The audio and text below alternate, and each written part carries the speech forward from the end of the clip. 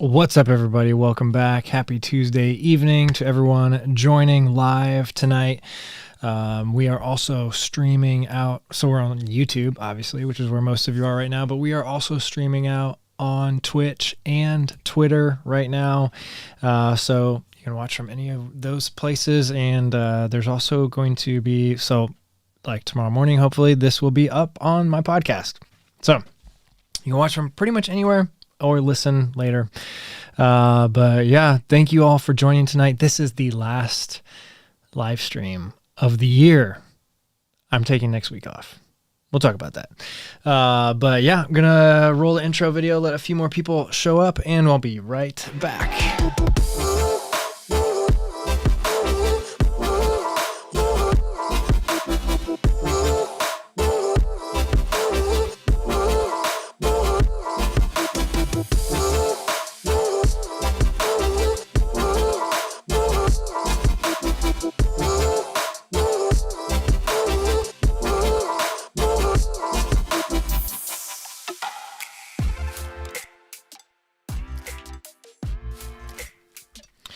All right, everyone, what's up? We got Eduardo Sanchez in the house. Happy Tuesday, people from San Diego. What's up, San Diego? I used to go there like when I was a kid.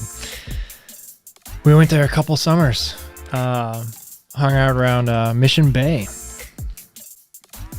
Justin Turnbow's here. Happy Tuesday evening, everyone from Tulsa, Oklahoma. What's up? Aaron Townsend, hey, from Victoria, Texas, wishing everyone a Merry Christmas. Those of you that are new to the show, at the beginning of the show or whenever you show up, you drop in the chat where you are watching from, and we talk about that. And sometimes we see that some people are like on the other side of the world. Some people are, real close, but it's kind of fun. Also,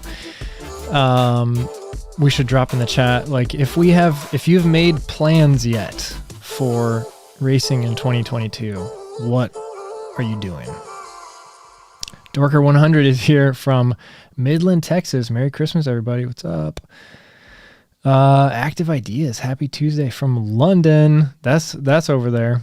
That's across the ocean. Paul Reynolds. Happy Tuesday from Chile, New York. Merry Christmas, all. Awesome. Thanks for joining. And just just a reminder, this show is listener supported. So we take the conversation where you want it to go. We talk about anything and everything. What's up? Christy Wiley's here from Pennsylvania. How's it going? And Nicholas Bodner's here also from Pennsylvania. Awesome. So far, we got people from everywhere. Wanted to let you guys know that so tomorrow morning I will have a exciting video, my review of this Garmin 55. I'm trying to play catch up now with all my reviews, sort of in some aspects. I've got a bunch of watches kind of backed up, and that's not the main thing that I do on the channel. Mainly, I would say it's more like vlog running, ultra running, but I do love to do some reviews and mostly shoes, but trying to make sure that I stay up to date on all of the current GPS watches and everything too. But recently, actually over Black Friday weekend, picked up a couple of Garmin's kind of you would call them entry level GPS watches, but have been really honestly surprised, especially with this one, the 55. It packs a punch for the price tag, going for $200. But yeah, I just finished up that video, and I'm really I'm liking it. I'm getting to the point where I feel like I have a handle on a lot of the things that I'm trying to accomplish. There's a lot of times where when you're creating something, say you're creating a piece of art, or it could be photography, trying to take pictures, you're trying to convey some sort of message, or in my case, YouTube videos or putting film together, you're trying to convey something, you're trying to get a message across, you're trying to bring up some type of emotion or something. And that's not product reviews can't always do that, but I think there is a level that I'm trying to kind of get to and aspire to. some people out there that I really enjoy watching myself. What types of product review videos do I like watching and keep me engaged? And I feel like with the last couple, I've like gotten close to what I have in my head as far as how it should go. And and this one is coming out tomorrow, the Garmin 55. Like, I'm pretty excited about it. I feel like I was really able to kind of like get all my thoughts out there concisely and put together like a ton of B-roll that just really helps kind of like tell what I'm trying to tell about this watch. So I'm excited for you guys to check it out as well. Aaron Towns is here. Rocky Raccoon 100 miler in February. Gonna get the sub 24 buckle this time. Yeah. Man, that's awesome. I would love to. So February would be such a cool month to go race. The earliest 100 I've ever done is in May. And it's like, I think most people that live in a place that has a winter can identify with this, but there's just, when you get, like when it starts getting cold outside, when it starts getting super windy. In fact, today, actually, I didn't even remember this until just now, but today is the shortest day of the year. So it's all uphill from here. At least, okay, so maybe that's like only the northern hemisphere. I don't know. Yeah, at least in the U.S., today's the shortest day of the year. North America. But yeah, it's all uphill from here. So days are gonna start getting longer again, although we have winter ahead of us. But winter's not my favorite. Very thankful for this treadmill that I have. I can't remember what I was saying, but February. Racing in February would be awesome, but historically, I don't train as much like December and January. And even sometimes February, like sometimes I don't start kicking into training until like March. Last year was a little bit different because I wanted to do the Cruel Jewel, which I'm actually wearing that shirt today. I wanted to do the Cruel Jewel in May, so I wanted to get, good base down over the winter. So this winter, I'm also going to do the same thing. Like, I'm not going to let as much time lapse. The last couple of weeks have been kind of honestly frustrating because I've been trying to kind of like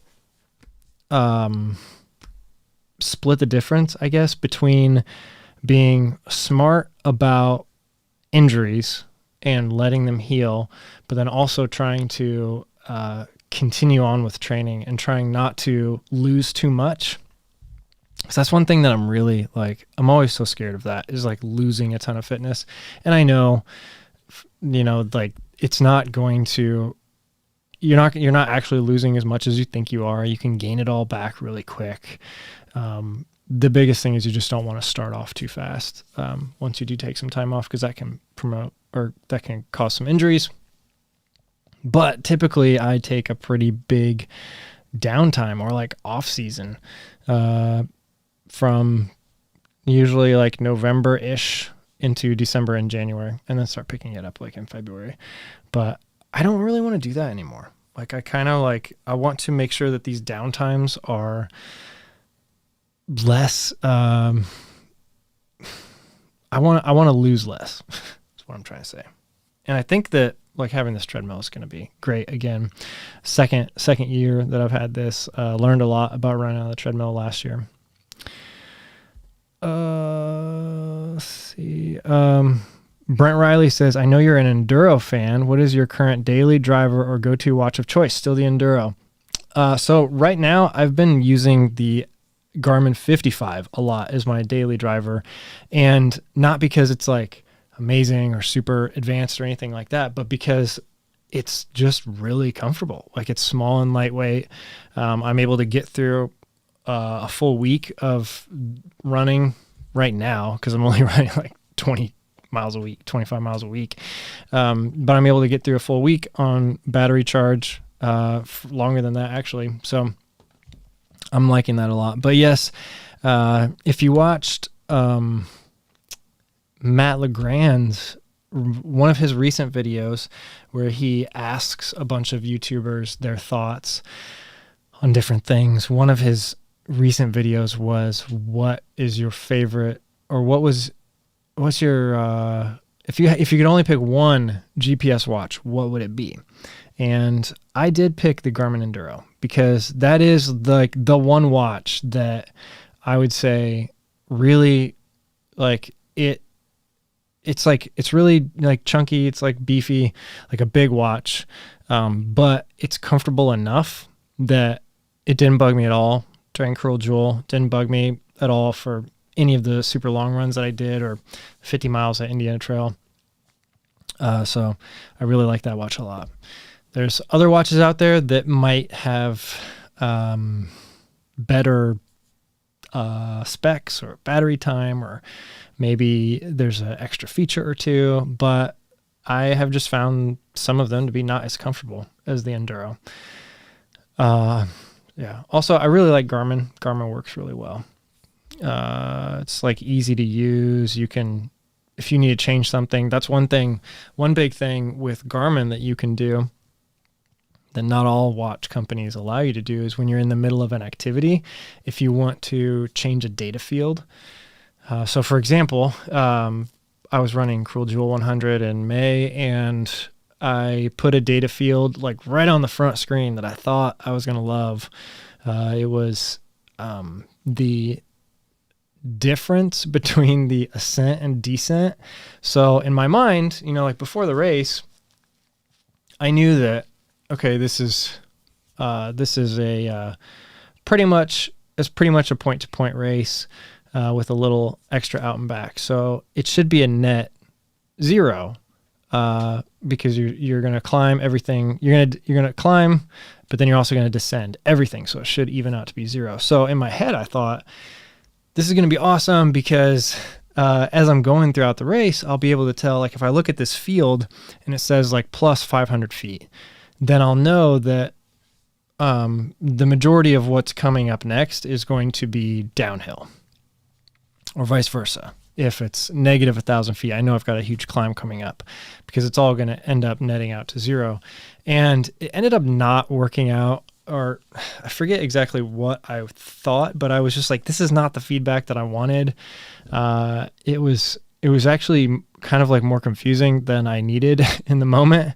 And I also realized that it really doesn't matter at Cruel Jewel. Like, you're just going to get, like, it's just a brutal course. You're always going up or always going down, and it just doesn't matter. Like, so actually turning your brain off and not thinking about it is like the actual thing to do. So what I ended up doing was, after, I don't know, like 20 miles or something maybe, I actually, while I was running and like trying to get my headlamp on and everything, it was like I picked that moment to decide that I wanted to change the data field there. But I was able to do it like while I was running. And I was like telling my friend Matt that I was doing it. And I was like, I probably shouldn't be doing this while I'm running. We were running downhill with our headlamps on. But I was like, sometimes you just get in an ultra and you're just like, something is like bugging you and you just have to fix it. Like, you cannot wait. The weird things happen. So yeah, Brent, that's what I would say. I'm still an Enduro fan. I still like the Enduro a lot for ultras.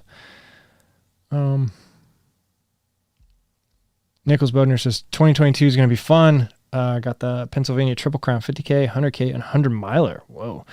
Backyard Ultra. Nice. And a local 50-mile race planned. Super pumped for next year. Wow, that's awesome.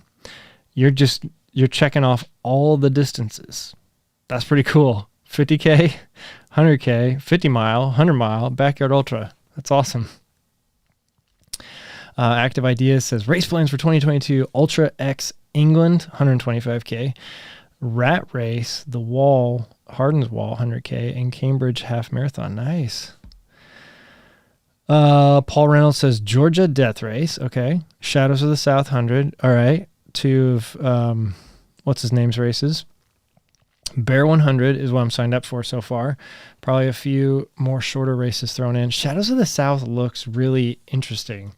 It's kind of like, it's in Virginia, right? I think so. It reminds me that it's probably going to be a lot like Grindstone, depending on where in Virginia it is.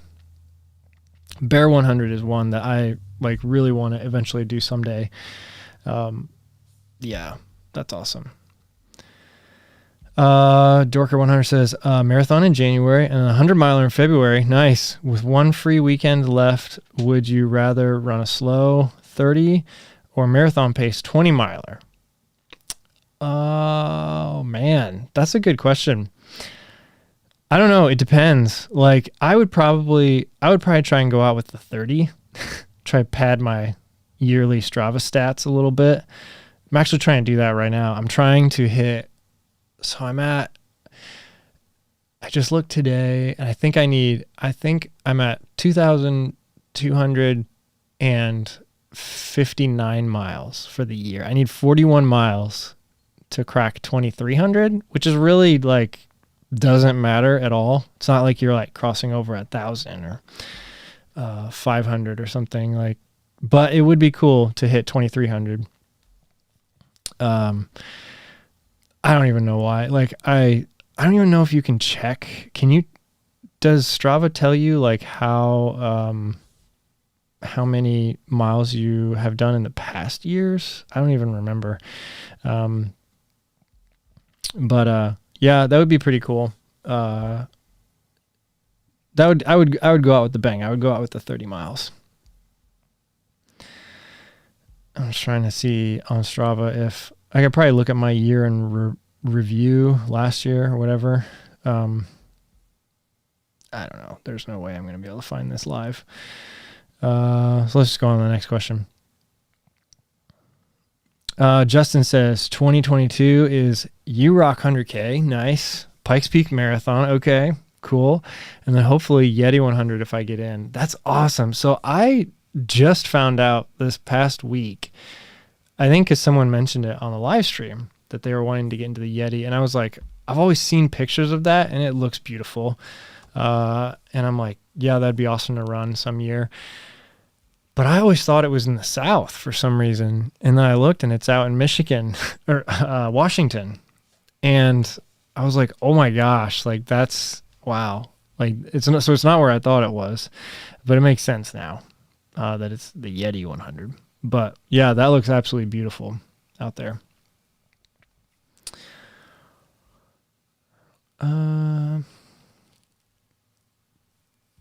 See, Active Idea says Garmin Fenix 7 official release date is January 18th. What? How do you know that? Do you have inside information? Or do you work at Garmin? Fenix 7. That's going to be, I hope it's a big upgrade. I mean, I like the Fenix 6 on paper. I don't have it, but I have the Enduro and it's very similar. Yeah, January 18th. I don't know. I need to see that in writing. Cause that's a weird time to release, but maybe they will.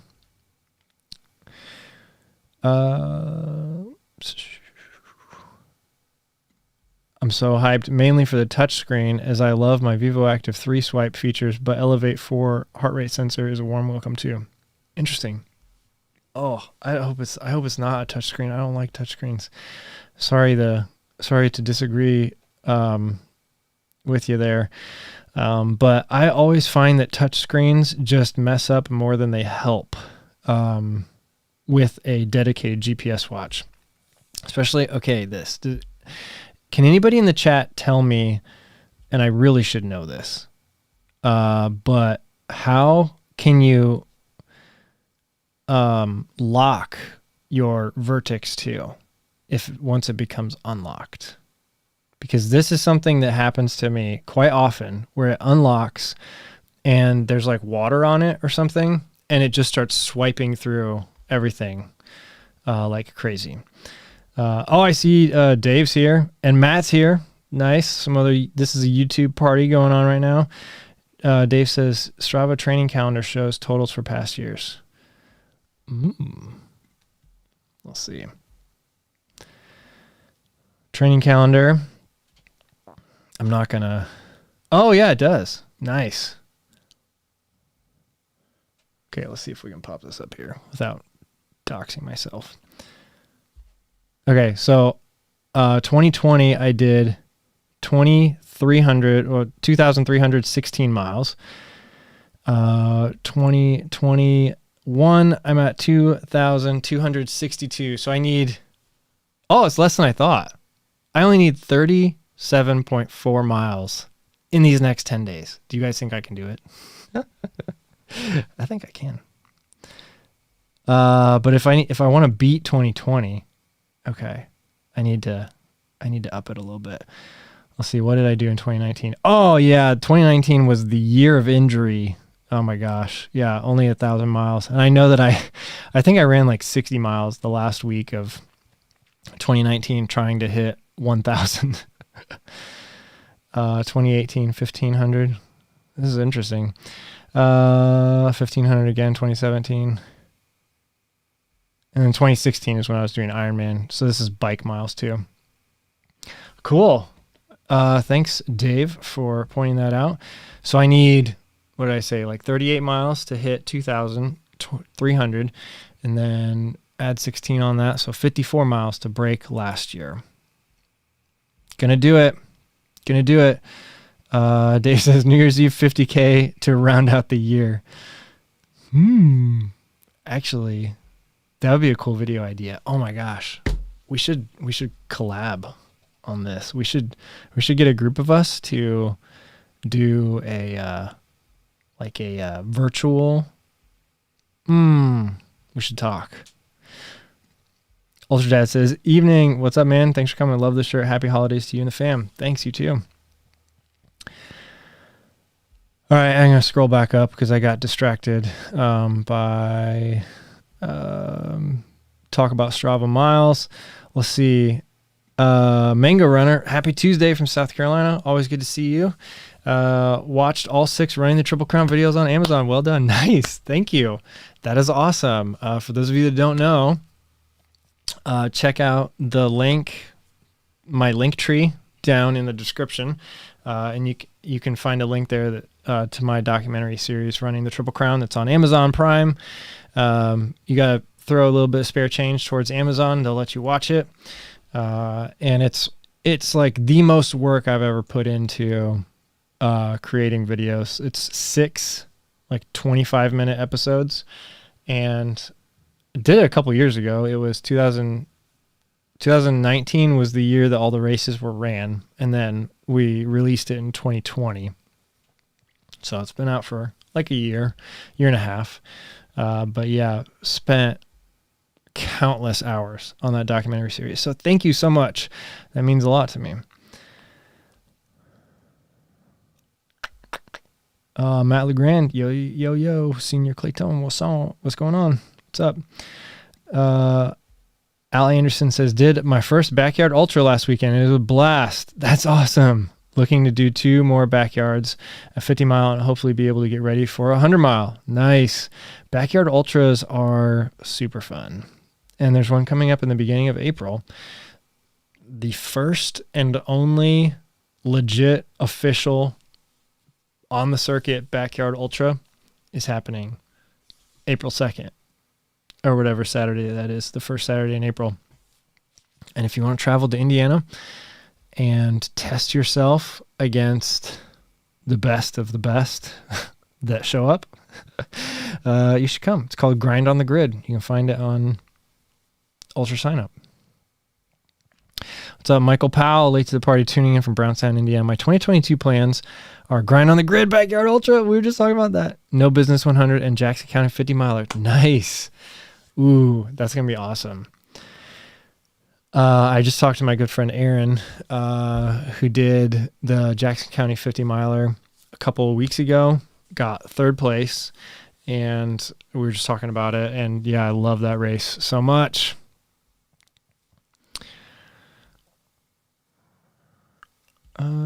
See, Isaac Rubinstein is doing the Chuck a Nut 50K. I've heard of that. I heard that's a good one. And then Eric Permon is doing 2022 Leadville 100 or bust. Nice. When did they announce the lottery for that? Or when did they announce the start list? That, I was right on the edge. I was wavering back and forth. Do I put my name in the lottery or not? And then I ended up not, because I was just like, I already have a couple big trips planned, or mostly planned, semi-committed to, and that would have been another like huge trip in August. So that would have been like 3 months in a row of like flying somewhere for a week. So I was just like, Leadville is one of those that it's not as hard to get into as some of these others. So I'm going to definitely, put my name in the hat for Western States and Hard Rock. But Leadville, I'll just wait a couple of years probably before, who knows, maybe next year, maybe the year after. But yeah, it's an awesome race. I've seen every mile of the course because I did the whole back half pacing, which you actually can't do anymore, which is kind of it's not surprising, but it is surprising. It's surprising that they're not that there is a 100-miler as hard as Leadville, where you can't have a pacer until like miles, what is it, like 56 or 60? Which means like this massive climb back up to Hope Pass. Well, you got to climb it, descend it all yourself. Whereas before, all you had to do was climb it and descend it the first time, and then when you got to the turnaround point, you could pick up a pacer and go back to the start. And so the second time up and down Hope Pass, you'd had a pacer with you, which was really helpful to a lot of people, because especially people that were kind of like right on the cutoff, because the cutoff is pretty aggressive for that race. Like I think I want to say it's like 13 and a half or 14 hours for the cutoff for the turnaround point. So like you definitely have to be moving, like you have to be moving really well, and you have to get in and out of that aid station. So especially for people that are kind of like close to that cutoff that do go out and have to go straight back up Hope Pass, like that's gonna be hard. But the reason why they did it is not surprising. It was just that road is like a 5 or 6 mile road to get to that aid station, and it's just horrendous, just like super hard, and every single crew goes to that aid station. I remember trying to get down that road. It took like 2 hours to go 6 miles. It was like we could definitely have walked it faster. But yeah, so it's gonna be an interesting dynamic now that they've got the you can't pick up a pacer there anymore. And it's gonna be sad for pacers too, because that was a really, really cool opportunity for me to go out there. I didn't have to apply for the race or anything. I just agreed to be a pacer, and I was able to see the full 50 miles of that course. A lot of it was at night, but yeah, it was fun. Got to do Powerline and fell asleep probably 20 times on the way up Powerline. Fell asleep because I was sleepwalking. That was a weird night.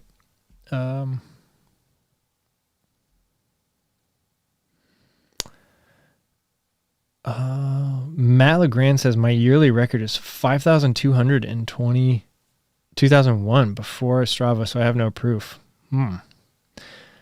5,000 miles of that just running. My gosh.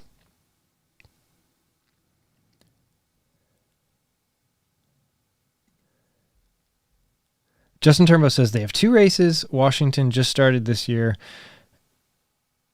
Abingdon, Virginia is the original Yeti. Oh, so is there 2 Yeti 100s? So maybe I'm not wrong. Maybe there is a Yeti in the South. Oh my gosh. Oh man. Okay.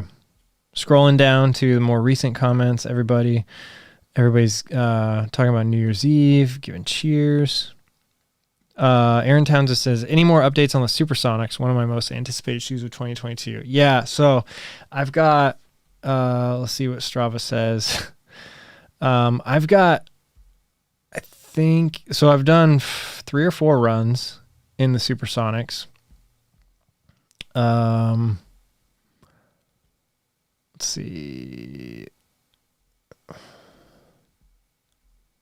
Of course. Why doesn't Strava alphabetize your shoes? Like, they're just everywhere. I got 25 miles in the Supersonic so far. So I really like them. They are a very welcome upgrade. And this is what I'll say.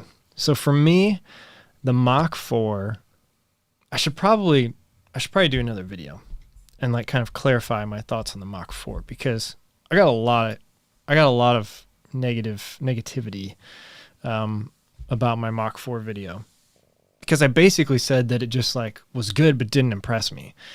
And then it seemed like every other YouTuber out there was like, this is the shoe of the year.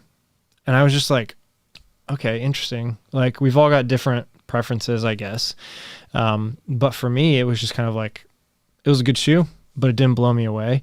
And that's what I tried to communicate in that video, but I think people took that as me being negative on it.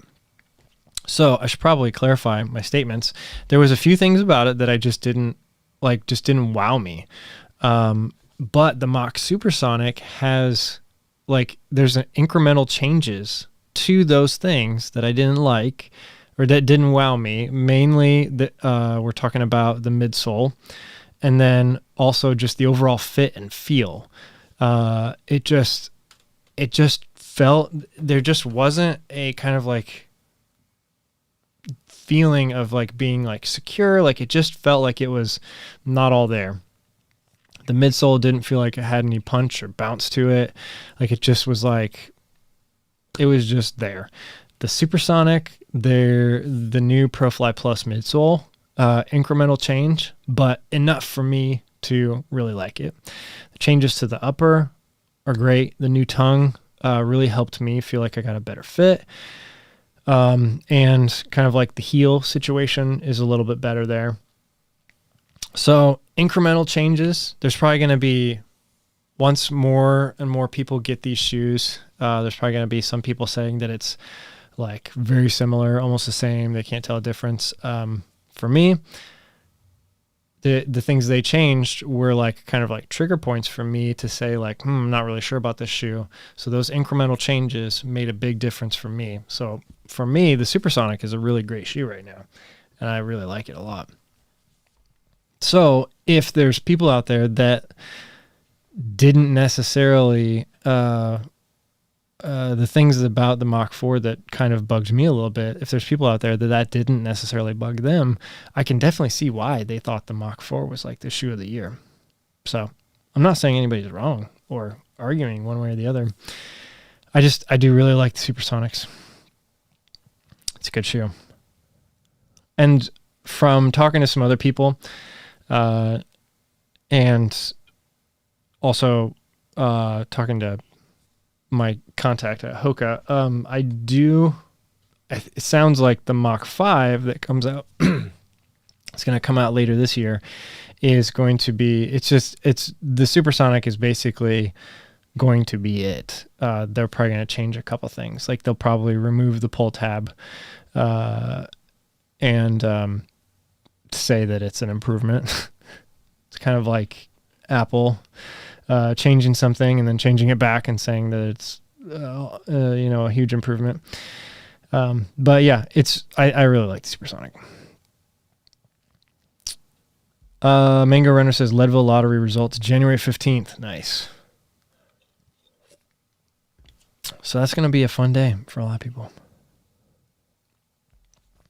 Paul Ludwig says, happy evening. Signed up for a gratuitous 6-hour cross-country race in a few weeks. Fingers crossed for Mother Nature to be kind. Yeah, definitely 6 weeks is that's a risky time of the year to do any type of trail running or cross-country. But yeah, hopefully you have good weather. All right, let's see what Mango Runner's 2022 race plans are. Country Mile, Last Man Standing, Mohican 100, nice. Leadville 100 or Run Rabbit Run. Awesome. Oh man, Mohican. I don't know if I'm going to, what's the date of Mohican? That race I would absolutely love to do again. Going to do it again. It just depends on like when I can. Okay, so the Mohican 100 is June 4th this year. Okay, and Western States is the 25th. That's a little close for me. But Mohican, like, I wouldn't have to be gone too much. I might actually, that might actually be a race that I do. Putting it out there now. It's kind of like, it would be hard for my job to be gone those 2 weekends so close to each other, but might make it happen.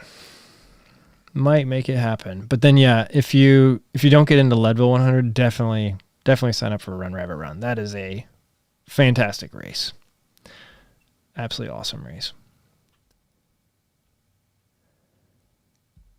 Griddle says, do you think that training for a road race like a marathon is important to start the shorter ultra distances, or is hiking in high volumes just as good?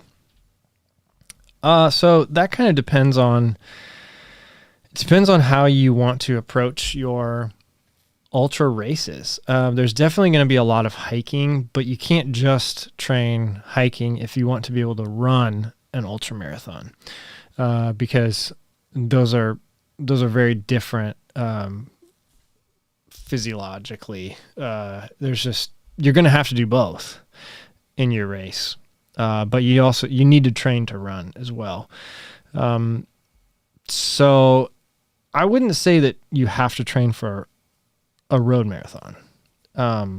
In fact, I would get on trails as much as you can if that's what you want to do. But training for a road marathon is not going to hurt, because the plans that you can find like for free out there are a lot of them, especially like if you get something like an actual book that's like been around for a while, like Jack Daniel's book, or there's plenty out there.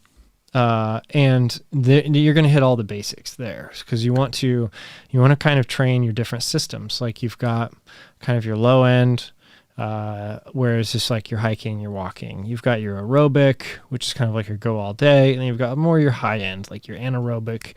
And you do really need to train all of them in order to be successful as an ultra runner, because there's going to be a lot of times people are like, why would I do intervals, or why do I need to run fast miles during my training if my 100 miler like is just if I'm going to average 14 minutes a mile over the course of 24 hours?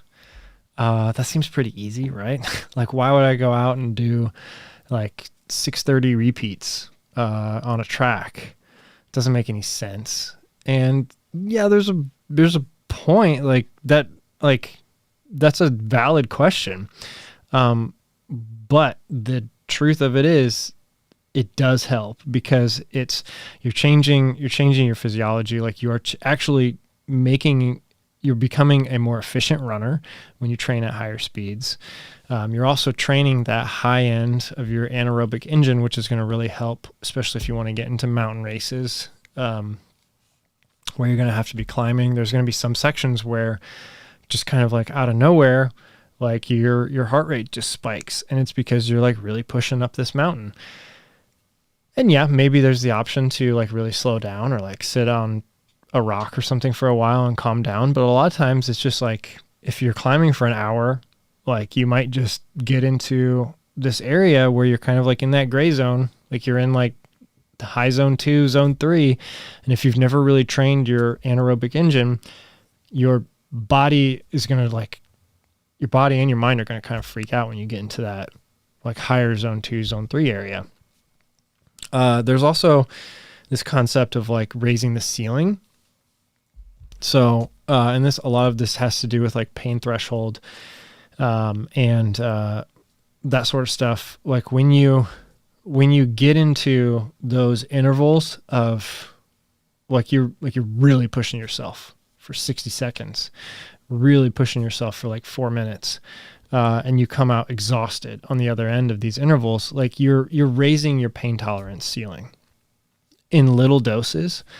And that's actually going to help during your ultra marathon, because you're going to get into these situations where like maybe your pain during a 4-minute, like all out interval is like a 10.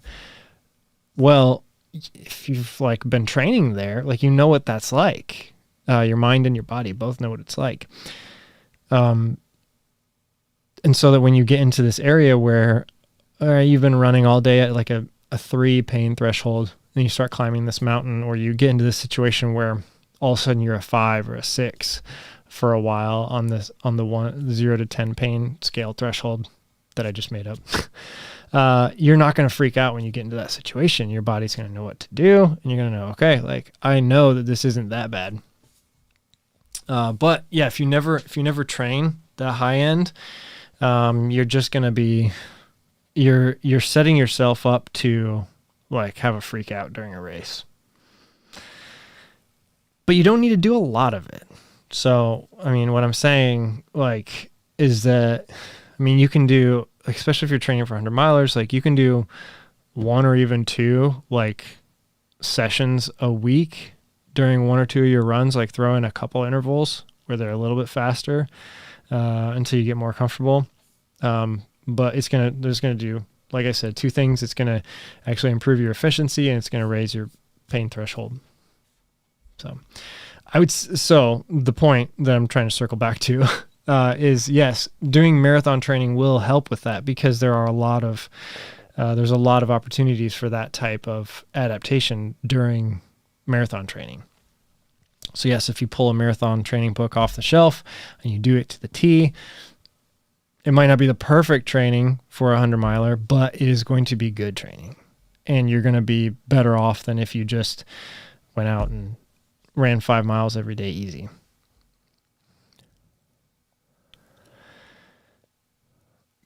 Justin says, Hoka Tectonx video soon. Super interested. Yes, I was really hoping that I was going to get to run in them this weekend.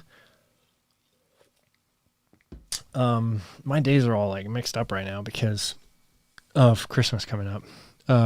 It's only Tuesday. Makes sense because I'm live right now. Jeez. Yeah, so this past weekend, I was planning on going out for a long run Saturday on the trails. But 2 things happened on Friday. It rained for like 30 hours. And I also got my COVID booster on Friday afternoon. And I wasn't really, like, my second shot knocked me out for like 2 or 3 solid days. Like, I felt, pretty weak for 2 or 3 days. So I was like, okay, booster's a half dose. Maybe I'll be fine. Well, I was fine the whole rest of the day. Woke up the next morning, Saturday morning, and was just like, oh yeah, this is like, I don't feel great. So I pretty much just laid around the house all morning. And then by the time midday came around, I was feeling a little bit better, but I really didn't feel back to 100% until like early evening. So I just took all of Saturday off.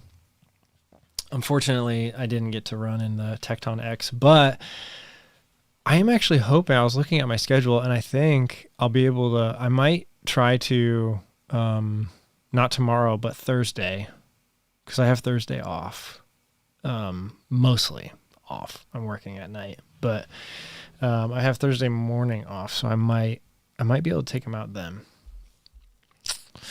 We'll see. I'm very excited though.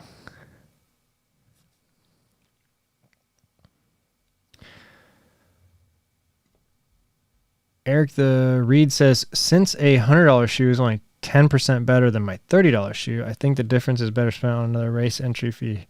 Interesting. Maybe you're responding to someone else. I don't know. Aaron Perry says, hey, I'm planning to do my first 50 miler. Are there any Midwest races that you would recommend for beginners? Yeah. So, depends on when you want to do your 50 miler, but, pretty much all of the Midwest races, I would just I wouldn't go to Ultra Sign Up because I don't know what's going on here in the Midwest, but like none of the 100 milers in the Midwest are on ultra sign up. So you kind of just got to look around, but do some Googling, look up the Midwest Super Slam. There's 500 milers in the Midwest, and I believe all of them also have 50 milers. That's why I'm talking about it in this way. But you've got Indiana Trail 100 that has a 50. That's in October. You have Hallucination 100 that has a 50. I think that's in September. You've got Mohican. I believe that has a 50. And that should be in July. You've got Burning River. It's also in July. I believe that also has a 50. And then the one I'm forgetting is Kettle Moraine. That also has a 50 and 100K. So that's what I would do is I would start there. I would look at those because those I've been to all those races. They're all put on really well. And I would check those out for your first Midwest 50. The hardest one out of those would be Mohican. Actually, I don't know. The Burning River has a new course that I've never been on. So, but your easiest one would probably be something like, I think Kettle Moraine would probably be your easiest one because that 50 miler is on the first half of the course and it's like super tame. Oh, what's up, Justin? New super chat. Awesome. Thank you so much, Justin. It says, oh, buckle cam, Christmas present. Yeah, here we go. Let's do the buckle cam, everybody. There we go. So if you've never been here to Tuesday Night Live, this is my live. It's a live look-in. You can see my hand right there of the buckles. The buckle cam is what we call it here. So we check in on them, just make sure they're doing okay. And some people do requests, and I do play requests. So thank you, Justin, so much, and thank you for the Christmas present. That was very generous of you. All of you that are members of the channel, thank you so much. Those of you that have bought merch, thank you so much. If you have no idea what I'm talking about, check some of the links down in the description. Got some pretty cool shirts, hats, beanies, sweatpants. The sweatpants are actually getting popular now. People are buying the sweatpants. It's getting cold out there. Also the beanies. The beanies have been real popular recently. As always, the trucker caps. Got one right here, right there. That's actually, yeah, that's I like that. The white on black and then the blue logo. That's been my kind of favorite recently. But I think the all black with the blue logo might be my favorite. I do have that, but that's got a lot of salt stains on it. Let's see here. Christy Wiley said, I'm hoping a Yeti race will be my first 100. Nice. Been stalking the website, trying to hype myself up. Awesome. Oh, it's going to be crazy. First 100. Yeah. That's such a special time in an ultra runner's life is their first 100. Yeah. It just like, I mean, it is so surprising. Like I remember I just kept getting more and more surprised. Like the longer it went on, I was just like, wow, I didn't know it could hurt this bad.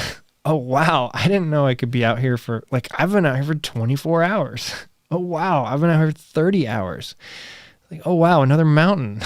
I just remember like the feeling of surprise and like awe and wonder, like the whole time. And then obviously like the mind numbing miles, like the mind, like you just go through so much. Obviously the crushing, like physical torture that you're putting yourself through, but it's all fun. And then the best part though is finishing, going to bed, waking up the next morning and getting breakfast. That's like the best. Like I dream about that. I dream about breakfast the day after 100. And just like if you're staying in a hotel, it's really fun too, because you can't hardly walk and no one knows what's going on.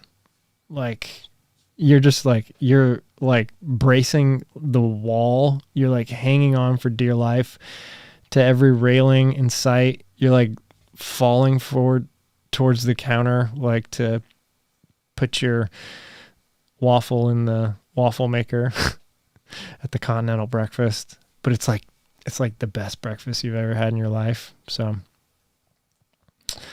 yeah.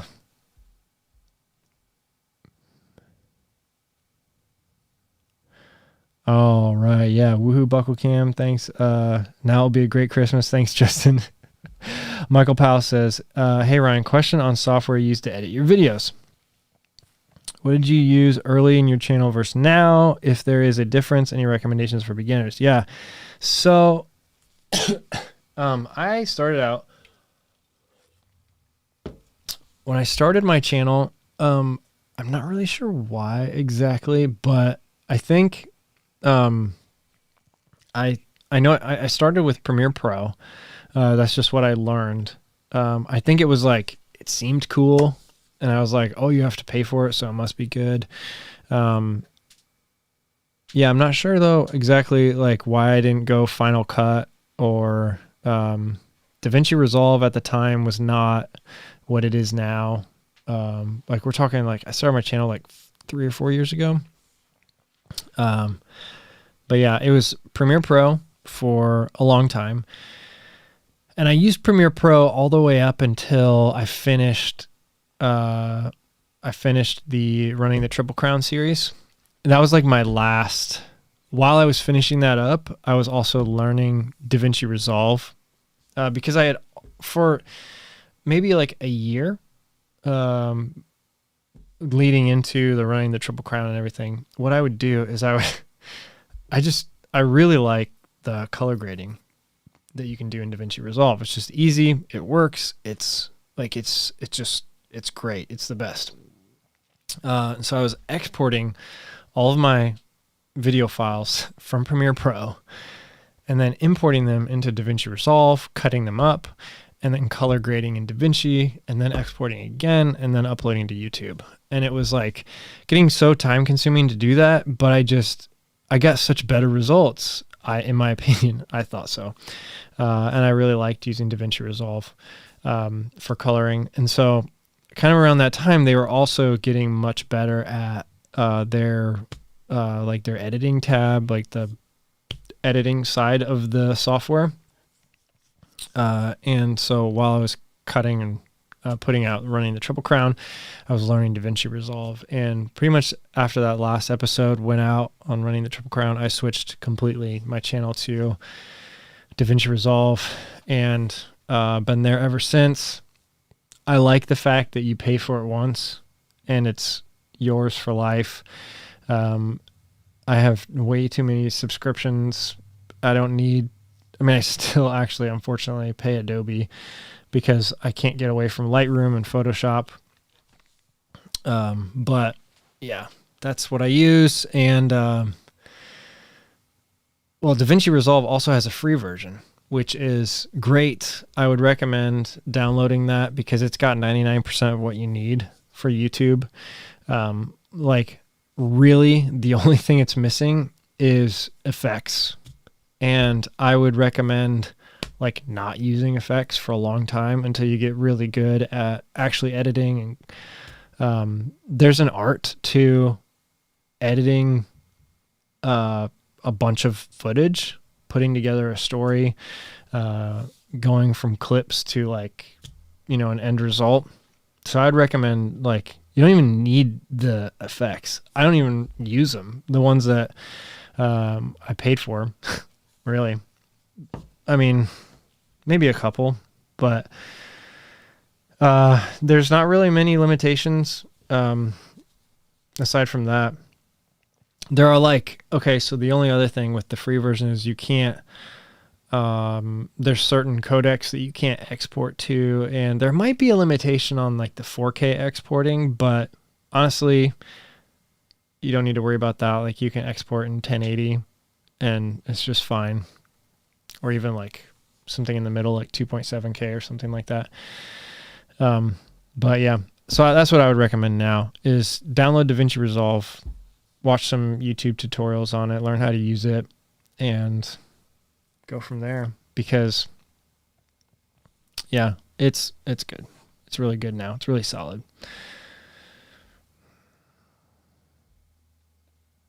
Justin says, now will be a great Christmas. We'll be rocking the trucker hat, snowdrop, 55 hour. Nice. 55 hour. That's going to be awesome. Good luck, Justin. Take some pictures, post them to Instagram stories. Let us all see you running out there. Christy says, haha, bracing the wall. I love it. Yeah. No, it's like, and it's like the most rewarding thing ever. Like you are so proud of yourself. My wife just like laughs at me. She's like, you're so crazy, but I'm like, this is awesome. Like I can't walk. It's so funny. Like when your feet are swollen, you like can't fit them in your shoes and you're just like, this is awesome. I just finished 100 miles. Like nothing bothers me. But yeah. It's a good time. Your first 100 is a special one. So, but don't like overhype it either. Like, cause then you'll get in your head and you'll freak yourself out. Just go out there and do it. Just execute. Just don't stop. I think, most people that pull the plug, probably secretly regret it within 30 minutes. I know I did one time I pulled the plug, not due to an injury. And I just like, within 30 minutes, I was like, that was the dumbest thing I've ever done in my life. Not really, but I was like, that was such a dumb decision. Like my problem was I decided like way early on that it was just not my day. And I started going through all my goals and I was like, not going to hit that goal, not going to hit that goal. This goal, like, I don't even want this goal anymore. Like my goal of like just finishing, I was like, I don't even want that. Like I don't want to just finish. Like I was just so mad that I wasn't going to like break 24 hours. I was like, I'm so mad about this. And then my stomach started to turn. And then the last couple hours I just walked. And so it wasn't even like a situation where I was like sitting at an aid station and just decided to quit there. It was like a long, slow burn. And I walked too much the last couple hours and pretty much made it impossible. I timed out and it was like, but I was just done. And I don't know, like looking back on it, I was just like, how did that happen? Like, how did I go from where I was at the beginning of the race to where I ended up? And I've never done that since then. And I feel like I've learned some like good lessons about myself through that. And just the fact that like, you're never done. Like you're not done until you cross the line. But I kind of gave up on myself that day. And it's one of those that I think, not everyone's going to go through it, but I think when you do, like you learn a lot about yourself. So then I went out I went out like 2 weeks later and was going to finish, the Mohican and rolled my ankle at mile 82, tore cartilage. And that was awesome. So kind of had like two major bummers within 2 weeks of each other. But then I went to PT, rehabbed, got myself back together, and went out and did Hallucination. And that was my 2019. That's why I only had 1,000 miles that year.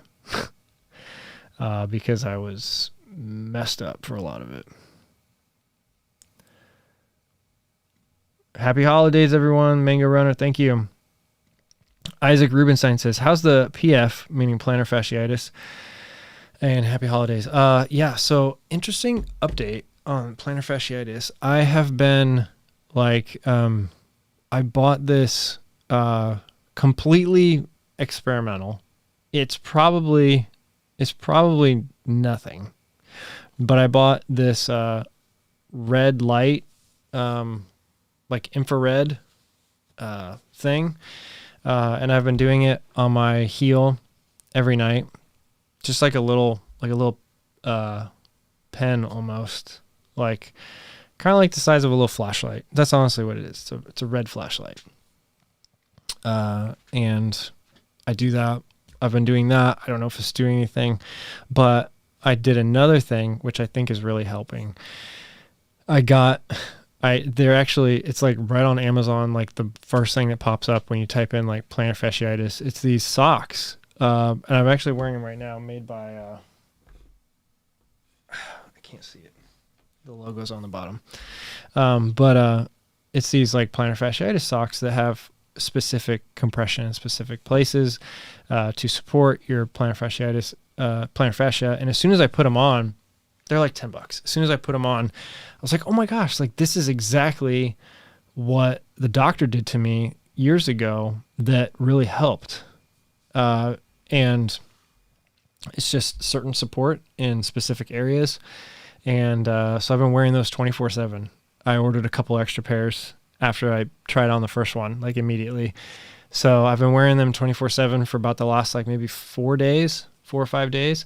And I've noticed a pretty dramatic reduction in pain just on like a day-to-day basis, just walking around. Because what's happening is it's supporting that area. I believe it's allowing it to heal. I also got a different night splint. I'm like trying everything, guys. Trying everything. I got a different night split, and it's a little bit more comfortable. So that's been helping as well. But yeah, these compression socks have been really good. So I'm just like I'm really hopeful. I'm really hopeful that this is like the path to getting rid of it. All right, let's see.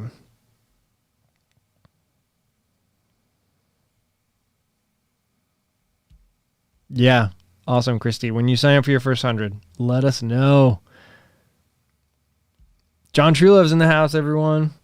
Kettle, question mark. I don't know. Maybe.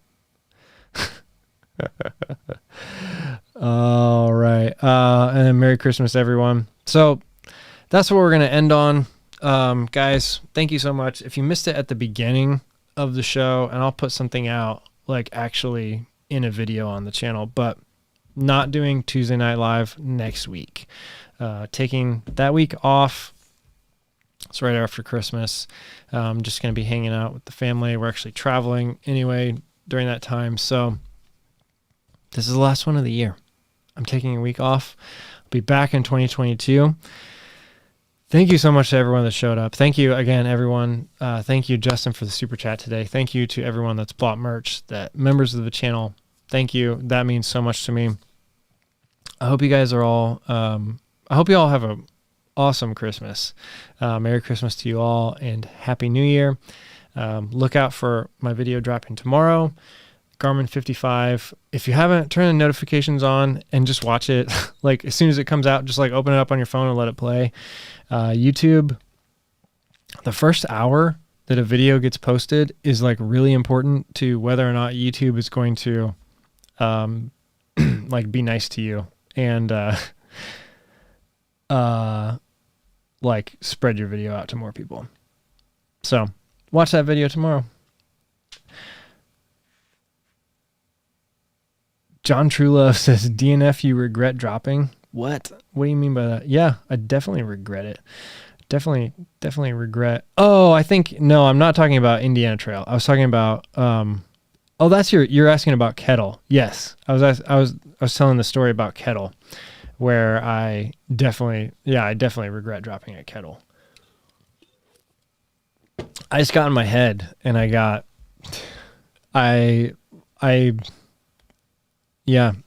wasn't the day that I wanted. And it was just silly. And I just got in my head, started going slow, and then my stomach messed up and I started blaming everything on that. And it was, I mean, there's a lot of things going on, but that was definitely one where I was like, should have just kept going.